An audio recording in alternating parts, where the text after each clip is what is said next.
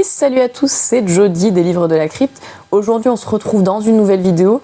Bon, vous le voyez, pour ce début de tournage qui est un peu particulière par rapport à d'habitude, puisque je vous filme cette intro avec mon petit téléphone, mon micro-cravate, bref, à la bonne franquette, comme on dit. On est détendu, on est tranquille, on est entre nous. Voilà. Cette vidéo, pourquoi j'ai besoin de vous tourner cette intro, évidemment, c'est parce que ça sera un petit retour en fait sur le Frisson Festival, puisque j'ai eu la chance d'être la marraine de ce salon de littérature horrifique, marraine avec du coup Patrick Sénécal qui était le parrain ce week-end là avec moi. Ça a été juste extraordinaire. C'était un week-end juste, j'ai passé un week-end de fou. Je vous raconte pas. J'ai même une forme de comment dire, de jet lag un peu en revenant à la vie réelle, parce que forcément tu passes un week-end extraordinaire. J'ai eu la chance durant ce salon de rencontrer évidemment des personnes que je connaissais depuis des années sur les réseaux, mais de les rencontrer dans la vraie vie, que ce soit des auteurs, des chroniqueurs, enfin c'était super. Et puis j'ai pas été déçue en l'occurrence de ces rencontres IRL, on va dire, puisque ça a été que des bonnes surprises. J'ai eu la chance, bien évidemment, de passer le week-end avec Patrick Sénécal, ce qui était juste extraordinaire, sachant que c'est qu'au-delà d'être un auteur talentueux, c'est quelqu'un de génial, voilà. J'ai eu la chance aussi de faire de belles rencontres, des personnes que je ne connaissais pas et que j'ai rencontrées du coup sur le salon, de vous rencontrer aussi. Parce que du coup j'ai rencontré plein d'entre vous durant ce salon. C'était juste génial. D'ailleurs j'étais ravie que pour ceux, enfin vous reconnaîtrez du coup ceux qui sont venus me voir durant le salon. J'étais trop contente de vous rencontrer. J'ai signé des livres, qui l'eût cru, alors que je n'écris même pas. Est-ce un comble? Oui, absolument. Et voilà, c'était assez ouf. Des souvenirs impérissables en somme, que je conserverai toute ma vie. C'était juste extraordinaire. Alors, sachez que dans cette vidéo, du coup, il y aura juste un pêle-mêle, un petit peu des images que j'ai prises du salon, des mini-interviews, voilà, des personnes qui étaient présentes sur place, mais je vous ferai une autre vidéo qui, du coup, sera un haul du Frisson Festival, puisque vous vous en doutez, je suis pas repartie les mains vides. J'ai emporté... pour ainsi dire, 2 sacs remplis. Voilà, bon, je suis pas partie les mains vides. Donc, mais ça sera pour une vidéo à part. On va pas faire le haul dans la même vidéo. J'espère que ça vous plaira, parce qu'évidemment... Alors, un petit disclaimer avant, évidemment, les interviews sont très succinctes, parce qu'on était dans un salon où il y avait beaucoup de monde. J'avais pas le temps de faire des interviews hyper approfondies. L'objectif étant, évidemment, de mettre en valeur des plumes qui, à mon sens, valent le coup, des personnes et des plumes assez extraordinaires et talentueuses, de vous présenter leur travail. Je suis absolument dégoûtée également, je vous fais un disclaimer, parce que j'avais une interview de Lina Giancetti. Je vous mets ce qu'il me reste de cette interview juste à côté, voilà, vous allez voir. Et je suis blasée, parce que c'est l'une des premières interviews filmées sur le salon, et le fichier est corrompu. Voilà, je suis ravie. Je ne peux donc pas la mettre dans cette vidéo, mais je vous invite très fort à aller voir son travail, puisque voilà, ça a l'air juste super ce qu'elle fait, et en plus c'est une personne adorable. Allez voir ce qu'elle fait, puisque je ne peux pas vous mettre l'interview durant cette vidéo, je suis assez blasée. Mais voilà. J'espère que ça vous plaira, en tout cas, que ces petites interviews vous plairont. Et puis je vous laisse un petit peu observer ces petits rushs que j'ai pris.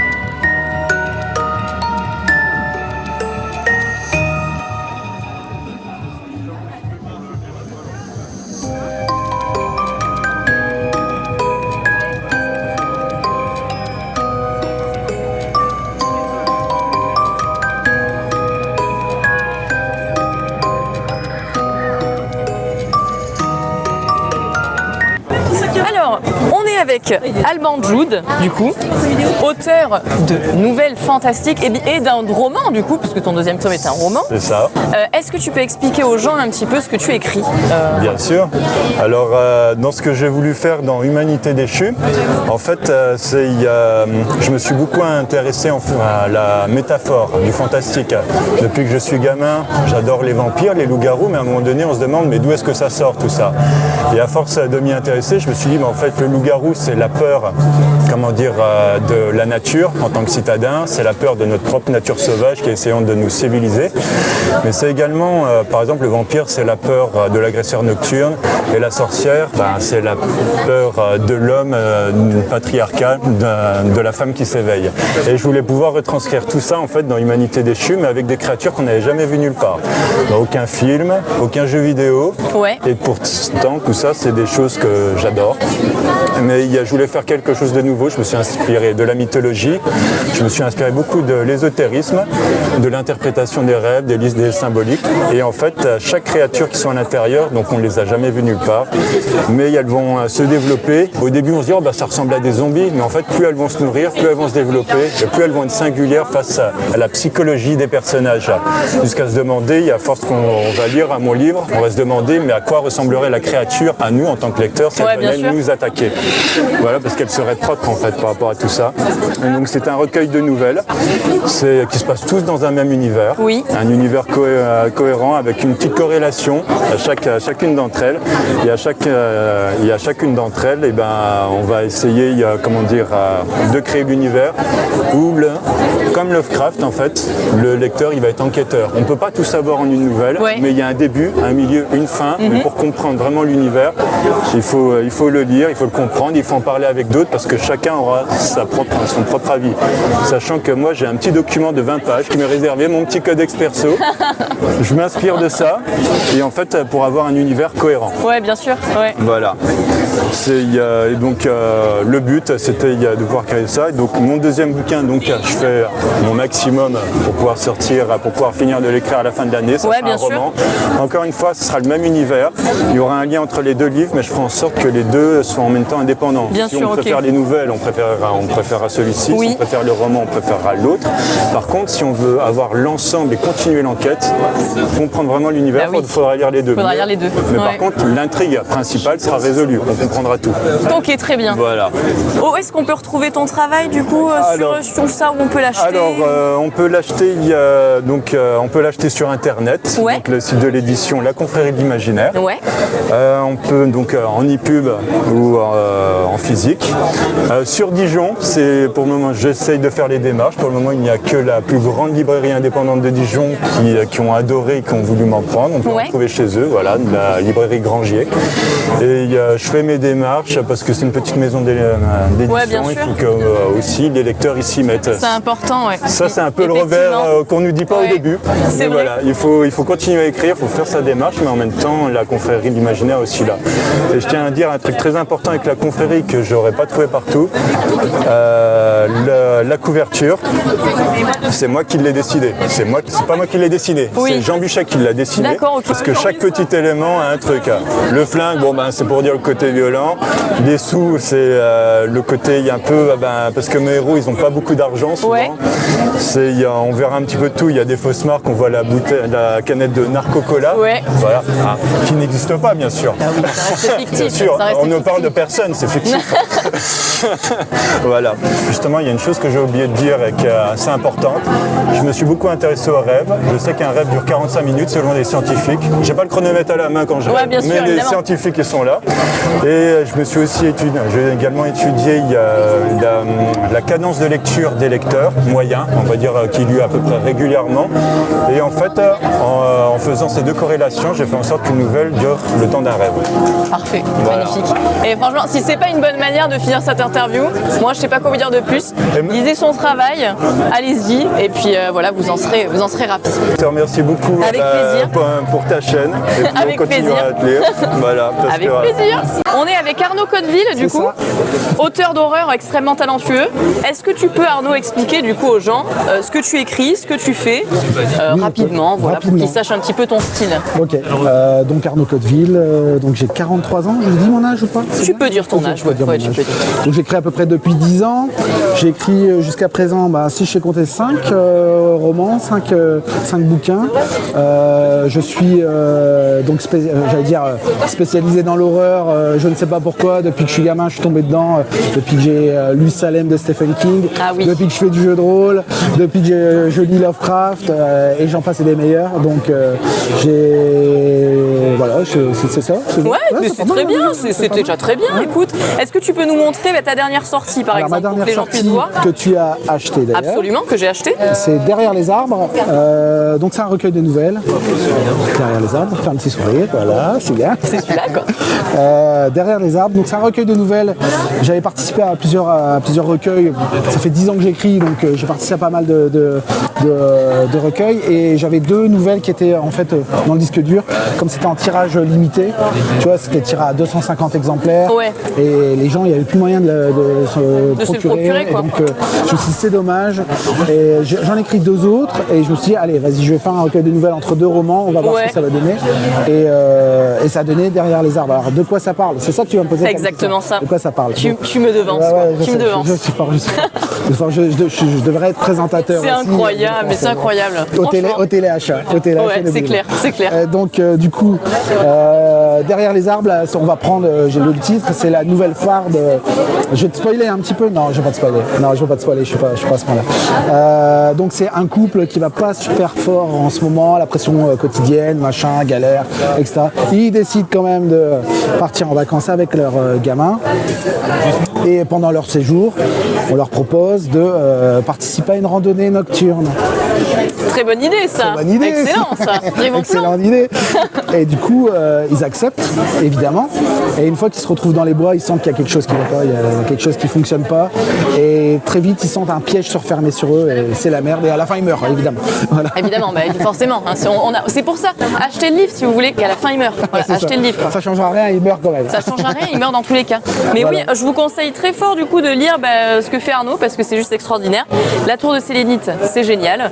Il me reste encore à lire tout ça, toutes ces petites pépites, mais je vous conseille de vous intéresser du coup à son travail parce que ça vaut vraiment le coup. Voilà. Merci beaucoup. Avec plaisir, mais merci à toi Arnaud. De rien. Avec Christelle du coup, Christelle Colpert-Soufflé, écrivaine d'horreur extraordinaire, aujourd'hui évidemment que je vous présente, qui a écrit des livres géniaux. Je vous ai présenté Cemetery Change sur la chaîne, on en a lu plein, voilà, c'est extraordinaire. On est avec elle pour que vous connaissiez un petit peu ce qu'elle fait. Est-ce que tu peux nous dire Christelle, qu'est-ce que tu écris, dans quel genre tu écris, pour que les gens puissent se situer un petit peu, savoir ce que tu fais. Alors j'ai un panel assez large, j'écris autant du paranormal très sombre que du paranormal doux, notamment avec les lieux que je visite et en fonction des ressentis sur place, je crée une histoire autour. Et je peux être autant dans le sombre mais très très gore et très très sombre, avec des récits assez dérangeants, malsains, anxiogènes. J'aime beaucoup écrire à la première personne et au présent pour bien faire ressentir les émotions, comme dans l'immersion. Ouais, voilà. L'immersion. Et donc du coup, où est-ce qu'on peut te retrouver? Où est-ce que les gens peuvent retrouver ton travail? Où est-ce qu'on peut acheter ton travail aussi? Alors, mes livres sont presque tous en version papier sur Amazon, en e-book aussi. Sinon, j'ai mon site internet en ligne, donc christellecolpartsoufflé.fr, ou ma maison d'édition, parce que j'ai ma maison d'édition ici, c'est terredemisanes.com. Parfait, voilà. Très bien. Et bien, je vous conseille de lire ce qu'elle fait, du coup, parce que c'est extraordinaire. Voilà. Vous pouvez regarder, vous pouvez vous renseigner et vous pouvez tout lire, car c'est génial. Voilà, c'est génial. Merci. Avec Daryl Daylight donc, au Frisson Festival, un auteur extraordinaire d'horreur dont je vous ai présenté le travail à plusieurs reprises sur la chaîne. Est-ce que tu peux expliquer, Daryl, ce que tu écris, dans quel style, ce que tu fais pour que les gens puissent avoir envie de lire ce que tu fais? Parce qu'il y a des gens qui ne me connaissent pas encore. Ouais, c'est clair, c'est une honte. C'est une honte. Non, j'écris du thriller avec une touche d'horreur.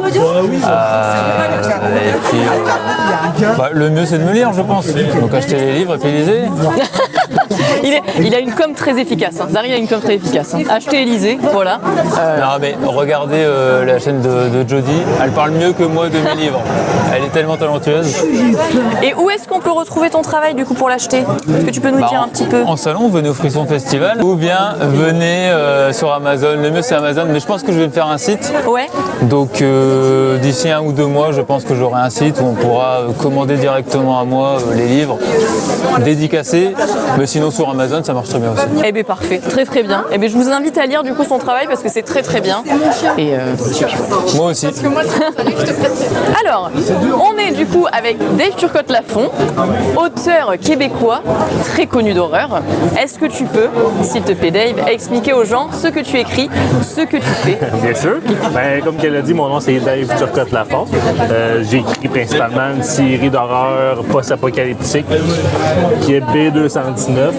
On est rendu à 3 tomes, je m'apprête à en avoir 6. Puis j'ai aussi une histoire d'horreur youtubeur, des 3 livres dans le fond. C'était très bien ça. Merci.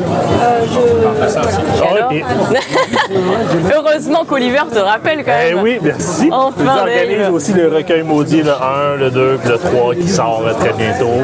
Puis dans le fond, tous les ventes vont à un organisme. Puis on est à peu Si près vous le 60. pouvez, achetez-le parce que c'est pour la bonne cause. Donc voilà, ce serait bien. Où est-ce qu'on peut te retrouver, Dave, du coup, pour acheter tes livres, pour voir Mes tes livres petites sont infos? sur Amazon. Ouais. Puis sinon, on peut me retrouver sur Facebook. Puis Instagram. Instagram? Très bien. Eh bien, je te remercie, Dave. Merci à toi. Merci. Alors, on est avec Frédéric Livins, du coup, au Frisson Festival. Donc, je vous ai rabattu les oreilles, évidemment, avec cet auteur pendant des années, vous le savez. Frédéric, pour ceux qui ne te connaissent pas encore, si c'est possible, hein, bien sûr, sur cette chaîne, est-ce que tu peux leur expliquer un petit peu ce que tu écris, ce que tu fais, voilà, pour leur donner envie. Alors, je suis un auteur belge qui officie depuis maintenant 27 ans dans le fantastique, sous forme de romans, de nouvelles, fantastique ambiance ou un peu de gore qui tâche. Et j'écris aussi pour la jeunesse des romans et des nouvelles. Parfait. Où est-ce qu'on peut te retrouver, du coup, pour acheter tes livres? Quelle plateforme? Voilà, où est-ce que tu en parles? Alors, on peut me retrouver chez mes différents éditeurs sur le site des éditeurs ou sur Amazon. Et pour ma collection que j'ai sortie en auto-édition, c'est exclusivement sur Amazon. Merci beaucoup, Frédéric. Merci à toi. Alors, on est du coup avec Malone Silence ou Silence, comme j'aime bien le dire. Il y a 2 écoles. Il y a 2 écoles. Qui du coup écrit des choses extraordinaires. Est-ce que tu peux dire aux gens ce que tu écris un petit peu pour leur donner envie? D'accord, donc c'est de l'horreur psychologique, donc fantastique, un peu onirique aussi. On va partir sur l'histoire au départ de Stanley, donc qui sort d'hôpital psy. C'est un médium dépressif qui aimerait bien ne pas avoir de pouvoir psychique. Manque de chance, il en a. Il va rencontrer Chuck, un gamin qui s'échappe d'une secte. Et ils vont essayer tous les deux de s'en sortir. Ça va pas très bien tourner puisque la chef de secte, pour dire les choses simplement, s'intéresse de très près au don de Stanley et aimerait bien s'en emparer. Voilà, on part là-dessus. Et à travers ça, en fait, on a toute l'histoire d'une dépression, de comment on s'en sort. C'est un peu ça en fait la trilogie. Bon, pour l'instant, il y a 2 tomes. Le 3e est toujours en cours. Voilà, mais c'est un peu ça. C'est comment on se retrouve en dépression et comment on finit par s'en sortir petit à petit. Il y a une esthétique que j'ai voulu un peu picturale parce que j'ai plein d'inspiration de ce côté-là. Je m'inspire autant de peinture que de jeux vidéo, de vidéos tout court, d'esthétique un peu backroom aussi, notamment pour le tome 2. Voilà. Trop bien. bah oui. Effectivement, je m'éclate. Il y a aussi des inspirations forcément à Silent Hill parce que qui n'est pas inspiré par Silent Hill? Voilà. Et donc voilà, j'ai beaucoup axé l'écriture sur le développement des personnages parce que c'est vraiment ce qui m'intéresse le plus en fait. Parce que je passe tout mon temps avec mes personnages, très clairement, et j'ai beaucoup de choses à dire sur eux. Donc ça, plus l'esthétique, j'ai voulu faire un peu quelque chose de représentatif de ma personnalité et de ce que je voulais dire. Et j'espère que ça fonctionne. Ça a très bien marché. Franchement, je te rassure, ça a très bien marché. Super. Et où est-ce qu'on peut te retrouver du coup, autant pour la communication que pour acheter tes livres? Alors, j'ai un site internet, malonesilence.com.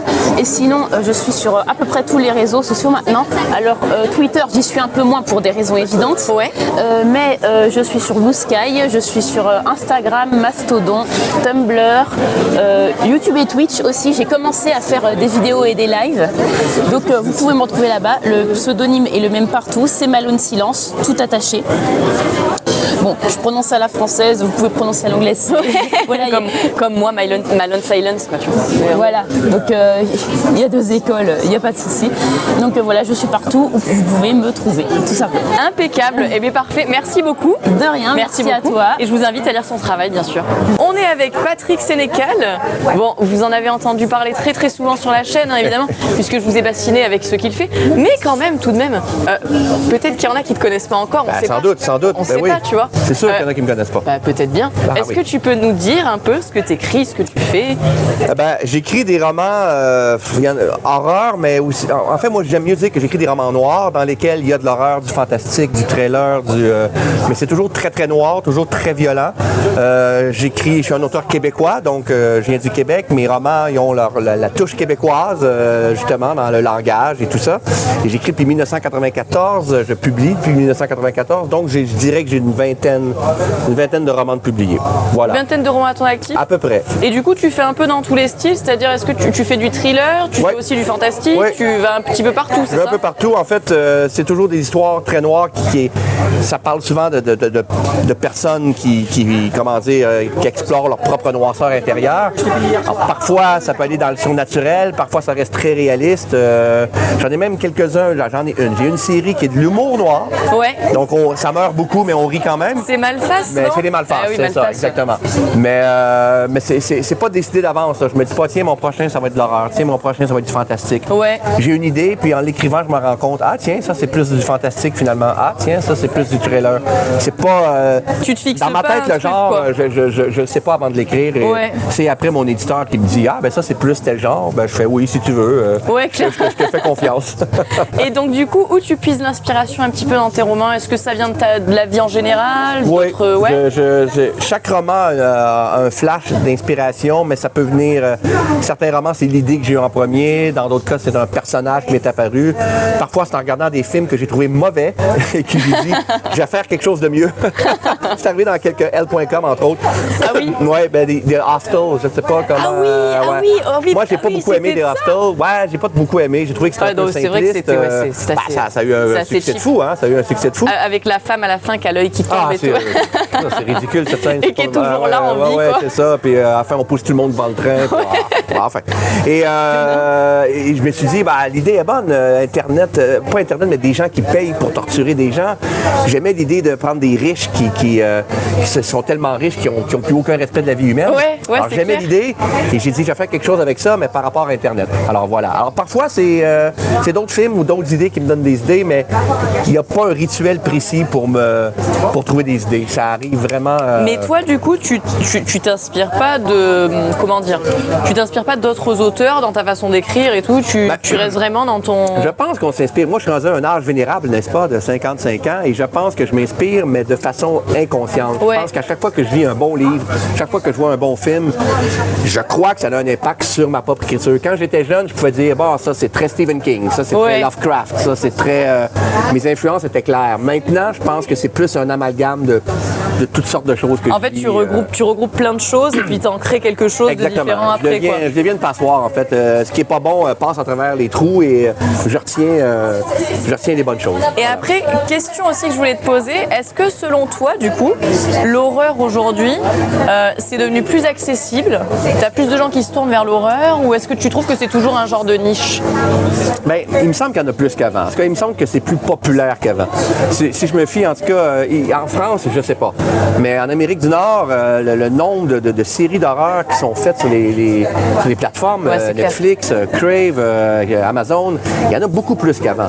Et il y a plus de gens qui en écoutent. Maintenant, ça veut dire deux choses. Ça peut vouloir dire soit que les gens s'ouvrent beaucoup à l'horreur ou que l'horreur devient trop gentille et qu'il y a plus de gens qui en écoutent. Parce qu'à mon avis, la meilleure horreur doit demeurer subversive. Il faut qu'il y ait quelque chose de subversif là-dedans. Et il y en a quand même, hein? Il y en a qui demeurent. Alors, je pense que les gens, sont peut-être plus ouverts. Et moi, je crois que plus que ça va pas bien dans le monde, plus que les gens se tournent vers l'horreur comme effet de catharsis. C'est possible. Ça va pas très bien en ce moment dans le monde. Alors, j'ai l'impression qu'on se défoule dans l'horreur.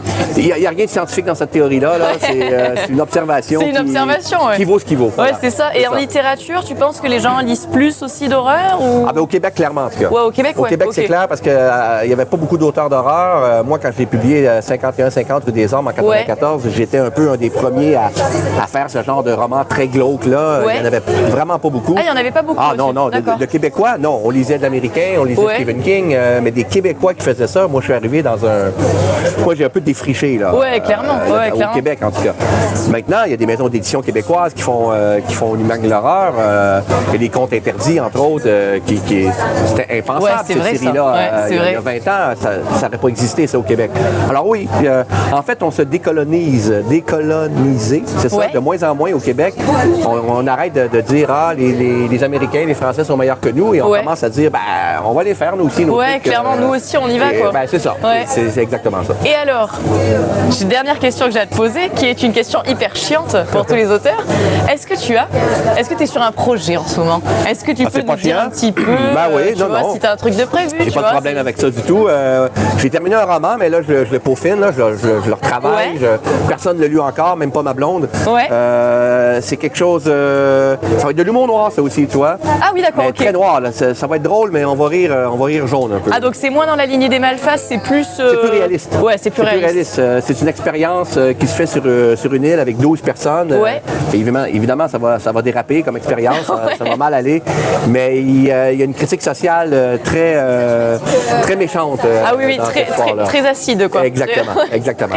Mais ça demeure très, très noir. Malgré l'humour, ça demeure très noir. Ok, et t'es sur d'autres choses ou t'as juste en ce moment il y a des projets de podcast, il y a un projet de film aussi, mais c'est tellement flou encore que je ne peux pas vraiment en parler. Tu peux pas en parler pour l'instant. Non, c'est ça, mais ça demeure des projets. Le plus concret, c'est vraiment... Ah, puis il y a une plateforme qui s'appelle pavillon.ca, CA pour Canada. OK. Et là, j'écris un truc à toutes les 2 semaines. C'est comme un Patreon. Je ne sais pas si ça existe en Europe. Oui, on peut s'abonner. On s'abonne. Il y a plein d'auteurs. Si vous abonnez à moi, ça revient, c'est 4 $ par mois. J'écris une histoire à toutes les 2 semaines. Depuis un an à peu près. Et c'est une histoire qui parle de moi. C'est de l'autofiction, mais pour rigoler. Je me fous de ma propre gueule. C'est très... et j'ai des personnages de mes romans qui reviennent me hanter, qui réapparaissent dans ma vie. C'est très, très rigolo. C'est de l'horreur aussi humoristique. Mais c'est vrai, d'ailleurs, tu me fais penser à une autre question que j'ai envie de te poser. Est-ce que dans tes romans, parce que j'ai remarqué du coup que tu fais toujours réapparaître un petit peu quelques personnages, je fais des clins d'œil, tu fais des petits clins d'œil. Est-ce que toi, quand tu commences à écrire ton roman, tu te dis j'ai mon clin d'œil, je sais où je vais le mettre, c'est au fur et à mesure? Ben, ça dépend. Quand c'est Michel qui revient, qui est un personnage récurrent, elle, j'y pense dès le début parce qu'elle est trop importante.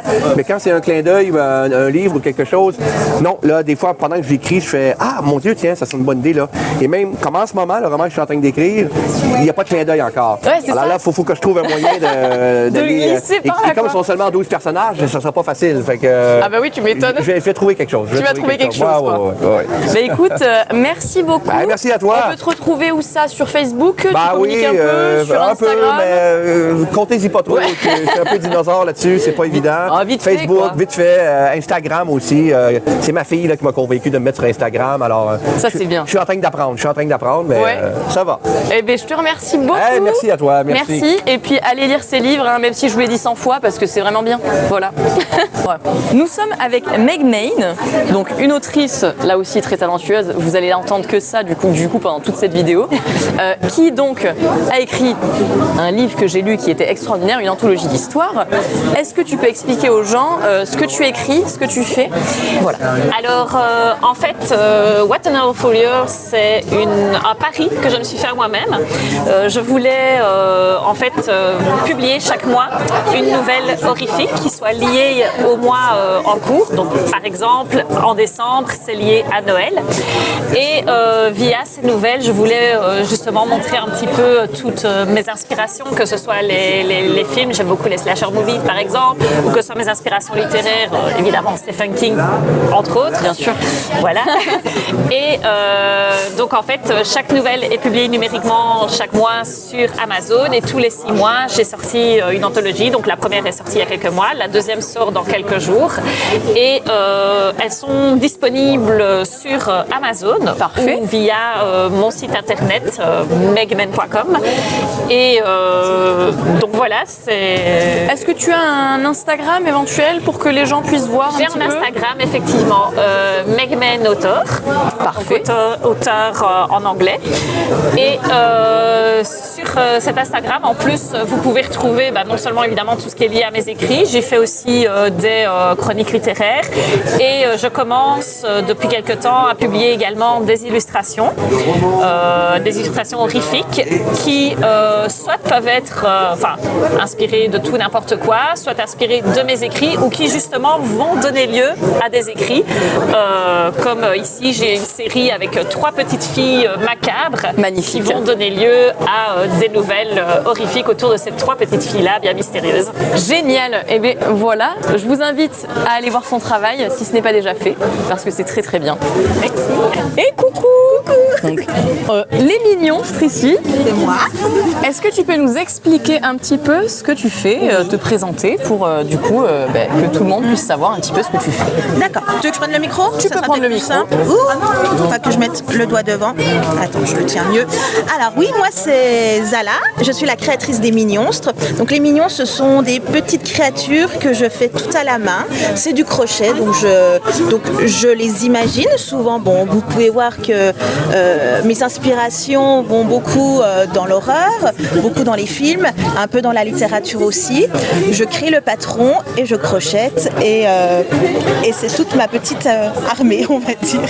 Où est-ce qu'on peut te retrouver pour que les gens puissent te faire des petites commandes Alors, moi je suis présente sur tous les réseaux sociaux, donc j'aime beaucoup Instagram, mais je suis aussi sur Facebook, un peu TikTok et j'ai aussi ma boutique en ligne. De toute façon, je pense que tu mettras le lien. Oui, je mettrai le lien si besoin, évidemment. Voilà.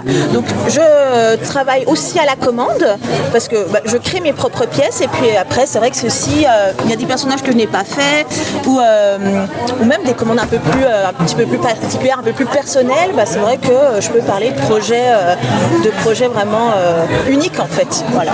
Très bien. Et bien, tout le monde pourra te retrouver là-dessus. Du coup, impeccable. Mais avec plaisir. On est aujourd'hui au Frisson Festival avec Oliver Croc, auteur extraordinaire également, dont j'ai présenté grand nombre d'œuvres sur la chaîne. Est-ce que tu peux, Oliver, pour les gens qui ne te connaissent pas encore, expliquer un petit peu ce que tu écris, ce que tu fais? Voilà, brièvement. Alors, comme beaucoup, je suis dans l'horreur surnaturelle et je suis très fan des nouvelles. C'est vraiment mon terrain de jeu. J'arrive en très peu de pages à raconter une histoire où les gens aimeraient en avoir plus d'ailleurs. Et donc j'ai une série qui s'appelle Les Chroniques d'une autre réalité, qui est souvent on me dit que c'est une expérience littéraire en fait, parce que c'est la construction du récit est vraiment spéciale. Et puis ensuite j'ai quelques romans plus classiques on va dire dans leur construction, mais que j'espère sortent de l'ordinaire. Comme je dis toujours en fait, pour moi le pire ça serait qu'un lecteur il me dise ah c'est bien mais ça me fait penser à... Alors là pour moi ce serait le cauchemar. Parce que faut pas que ça ressemble à quelque chose, faut que ça soit... Et puis mes entomophobia qui sont vraiment ma tête de gondole je dirais, parce que c'est vraiment quelque chose. Voilà, quand j'ai eu cette idée en fait on m'a dit mais t'es fou, il y aura personne qui va acheter ça, tout le monde a trop peur des insectes. Et en fait que les gens ils aient peur ou pas peur, ils adorent. Donc voilà, entomophobia c'est mes petits chouchous. Puis ça donne envie encore plus de se faire peur justement quand t'as peur des insectes, tu te dis tu vas flipper quoi. Exactement. Et ça a fonctionné, pour moi ça a marché, je peux te le dire. Ouais c'est vrai. Ah ouais, ça a bien marché. Puis c'est pas que des araignées, il y a vraiment tout, cafards, frelons, il y a de tout. Si vous voulez des trucs qui rampent, des trucs qui volent, il y a de tout. Il y a de tout, voilà. Est-ce que tu peux nous dire, Oliver, où est-ce qu'on peut acheter tes livres, où est-ce qu'on peut te retrouver un petit peu sur les réseaux voilà. Alors sur les réseaux, moi je suis beaucoup sur Facebook parce que c'est vrai que les lecteurs aiment bien Facebook, ça marche pas mal. Instagram, évidemment, Twitter, mais moins assidu, je dirais, sur Twitter. Et puis pour mes livres, sur Amazon principalement, et puis sur mon site olivercroc.com, justement, je suis en train de le refaire, de le remettre à niveau là complètement. Avec il y aura même des goodies là qui vont arriver, des t-shirts genre I Survive Entomophobia pour les fans. Et là, vous pourrez les avoir directement avec dédicaces, etc. Donc voilà. Trop bien. Et bien écoute, je te remercie, Oliver. Merci beaucoup. Et puis lisez ces livres. Voilà. Lisez.